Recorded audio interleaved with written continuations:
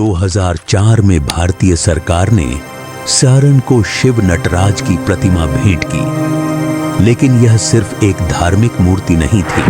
क्या शिव, जो ब्रह्मांड के संहार और सृजन के देवता माने जाते हैं, वास्तव में विज्ञान के पहले वैज्ञानिक थे? क्या हजारों साल पुराने हिंदू ग्रंथों में वे सिद्धांत छुपे हैं जिन्हें आधुनिक विज्ञान आज खोज रहा है?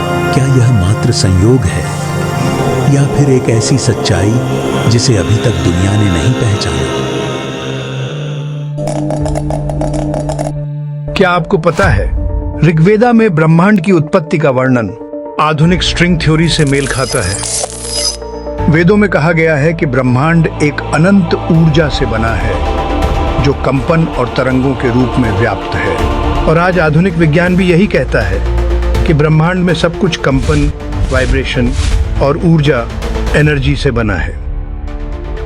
तो क्या यह केवल एक संयोग है या फिर विज्ञान और प्राचीन ज्ञान एक ही सच्चाई की दो अलग अलग अभिव्यक्तियां हैं? क्या यह महाविस्फोट का संकेत था? आइए अब एक और चौंकाने वाले रहस्य को देखें। क्या शिव का तांडव नृत्य केवल एक धार्मिक कथा है या फिर यह आधुनिक बिग बैंग और बिग क्रंच सिद्धांत का संकेत है? बिग बैंग, वैज्ञानिक मानते हैं कि ब्रह्मांड की उत्पत्ति एक महाविस्फोट से हुई। बिग क्रंच, कुछ वैज्ञानिकों का मानना है कि ब्रह्मांड एक दिन सिकुड़ जाएगा और पुनः एक बिंदु में समा जाएगा। अब ये सोचिए, क्या यही वह प्रक्रिया नहीं है जिसे शिव के तांडव नृत्य के रूप में दर्शाया गया है? क्या यह केवल कल्पना है या फिर प्राचीन ऋषियों को इस ब्रह्मांडीय चक्र का ज्ञान पहले ही था?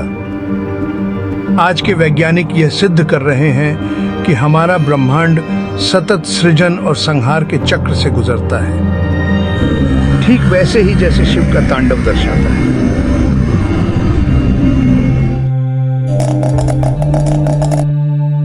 अब जरा शिव के त्रिशूल को देखिए। यह केवल एक अस्त्र नहीं है, बल्कि एक गहरा वैज्ञानिक प्रतीक भी हो सकता है। त्रिशूल की तीन धाराएं क्या दर्शाती हैं? सृजन, पालन और संहार, या फिर प्रोटॉन, न्यूट्रॉन और इलेक्ट्रॉन? आज हम जानते हैं कि हर पदार्थ परमाणुओं से बना है और हर परमाणु में यही तीन कण होते हैं, प्रोटॉन, न्यूट्रॉन और इलेक्ट्रॉन। तो क्या शिव के त्रिशूल का आकार इस परमाणु संरचना का संकेत देता है? क्या हजारों साल पहले ही भारतीय ऋषियों को यह ज्ञान था? यह केवल एक कल्पना नहीं है। अगर हम वेदों और पुराणों को ध्यान से पढ़ें तो हमें वहां ऊर्जा, कंपन और कणों के सूक्ष्म स्तर पर होने वाले बदलावों का वर्णन मिलता है। अब रुको, यहाँ एक और धमाकेदार बात जुड़ती है। त्रिशूल की तीनों धाराएं सिर्फ परमाणु के तीन कणों से मेल नहीं खाती, बल्कि आधुनिक ब्रह्मांड विज्ञान के तीन सबसे महत्वपूर्ण पहलुओं से भी जुड़ती हैं: dark energy, dark matter and सामान्य मैटर। डार्क एनर्जी, वह रहस्यमय बल जो ब्रह्मांड के विस्तार को बढ़ा रहा है। डार्क मैटर, अदृश्य पदार्थ जो गुरुत्वाकर्षण को संतुलित करता है।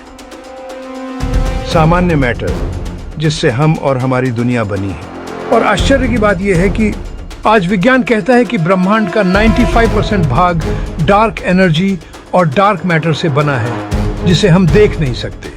तो क्या शिव के त्रिशूल का यह प्रतीक हजारों साल पहले इस ब्रह्मांडीय सत्य को दर्शा चुका था?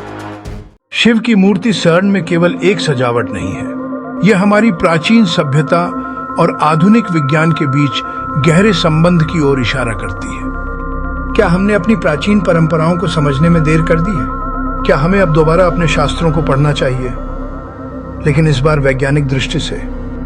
अब यह सवाल आपके लिए है, क्या आप मानते हैं कि प्राचीन हिंदू ज्ञान विज्ञान से जुड़ा हुआ है या फिर यह केवल संयोग है? अपनी राय नीचे कमेंट करें और इस गूढ़ रहस्य पर चर्चा करें। अगर आप ऐसे और रहस्यमयी वीडियो देखना चाहते हैं तो चैनल को सब्सक्राइब करें और बेल आइकन दबाएं। आइए इस प्राचीन ज्ञान और आधुनिक विज्ञान के संगम की खोज एक साथ करें।